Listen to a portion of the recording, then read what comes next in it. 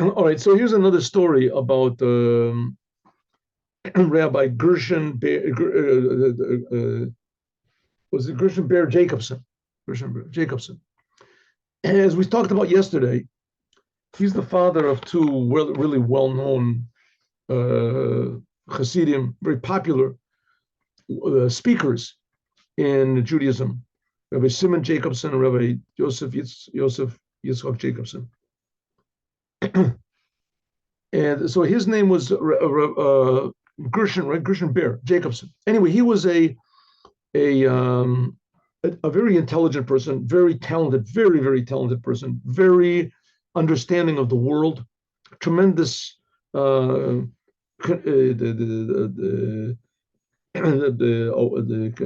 familiarity with several languages, And yesterday I told you the story about how he went to interview Khrushchev in Russia, and how he came back with all these names, and the Rebbe had the names. The Rebbe read the names and was very emotional. So there's another story that he was invited to interview Sadat. Sadat was the president of Egypt when there was the after the Yom Kippur War. After the Yom Kippur War, I hope I get these date details right, but okay. After the Yom Kippur, that's right, the Yom Kippur War, and the Yom Kippur War is known that the Egyptians they lost, and the Yom Kippur War, and eventually Sadat made peace. He made peace with Begin, and Begin they gave back all the lands and everything like that. The Rebbe was so tremendously against it, he yelled. Anyway, Begin promised the Rebbe he wouldn't do it, but he did. Okay, but let's not talk about that. Let's talk about after the Yom Kippur War. So this Gershon Ber Jacobson that he was working, I guess, for the New York Times or whatever it was. He was an American. He had an American passport. So I mean, you can imagine there was tremendous animosity, tremendous hatred between the Israel and Egypt. Egypt, they lost the war. I mean, they lost the war. Israel beat them. But and against Israel, and consequently against the Jews in general, the Jews in general.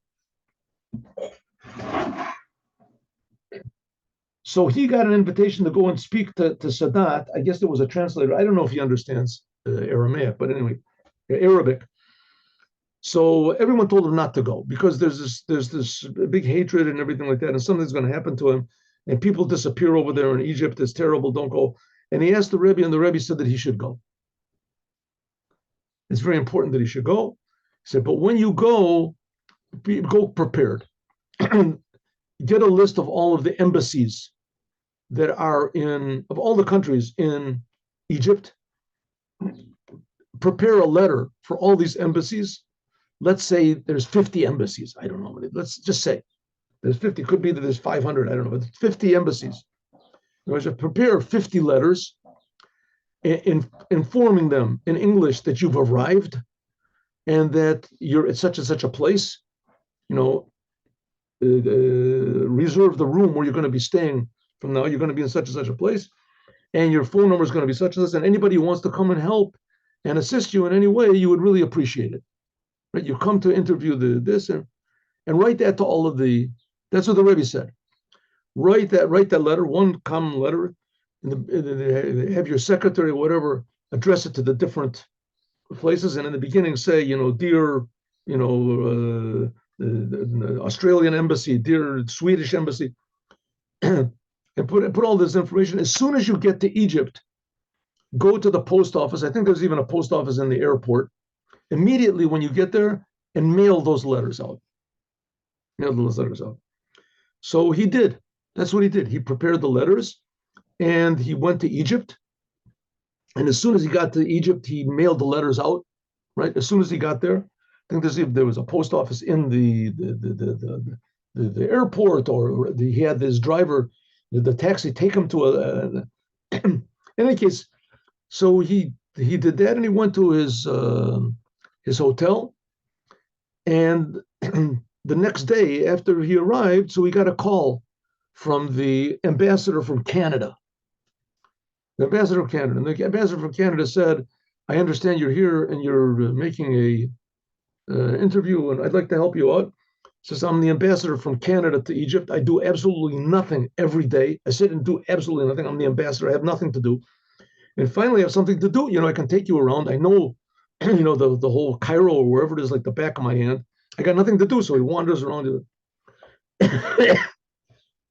So he had a driver. And he made his interview with Sadat. And at the end of the interview, so Sadat said to him, tell me, who gave you this? He said, who gave you this idea to mail all these letters out? He said, the fact of the matter is, Sadat was honest with him. He said, the fact of the matter is that we wanted to, detain you, to interrogate you. And this, we found out you're a Jew and this, and we wanted it then, and things wouldn't have gone so good for you. We had plans, negative plans for you. But as soon as we found out that all of the embassies in Egypt, of all the countries, they all knew you were here. So we couldn't do a thing like that. Everybody would ask immediately, where are you? If we wouldn't have done that, we could have said, we don't know where he is, we'll look and find him. We just, nobody would have cared. Nobody would have known. Nobody would have cared where you are. Your newspaper might have, asked or something like that. We could have kept that quiet. But now that everybody knows, who told you to do that? So he told it to the Lubavitcher Rebbe. Lubavitcher Rebbe told me to do it, which was a tremendous, had a tremendous effect on him. It had a tremendous effect in general. But the main effect that it has, that it kept him alive. And then he came back with his. So somehow the Lubavitcher Rebbe knows what's going on in the heads of all these leaders of the world. And the Lubavitcher Rebbe said that without any doubt that we are in the generation of Mashiach.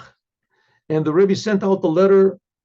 The Rebbe used to write letters, he used to make speech, and he would have it written, and he would address it to all of the Jewish people in the whole world. They're called Bnei Benos Yisrael, but called all of the Jews in the world. In other words, the Rebbe was the Rebbe for all the Jews in the whole world.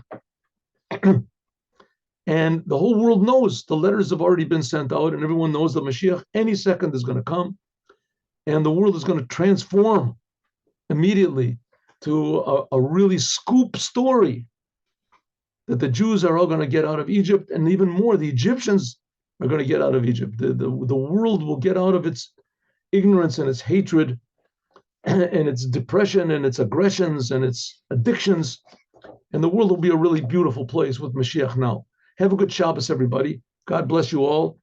Yom Rishon, Sunday, 8:15, we'll all meet together. Just to let everybody know, Sunday there will be class, but Monday there will not be a class. I have to go somewhere Monday morning, so there will not be a class Monday morning. We'll talk about that on Sunday, though.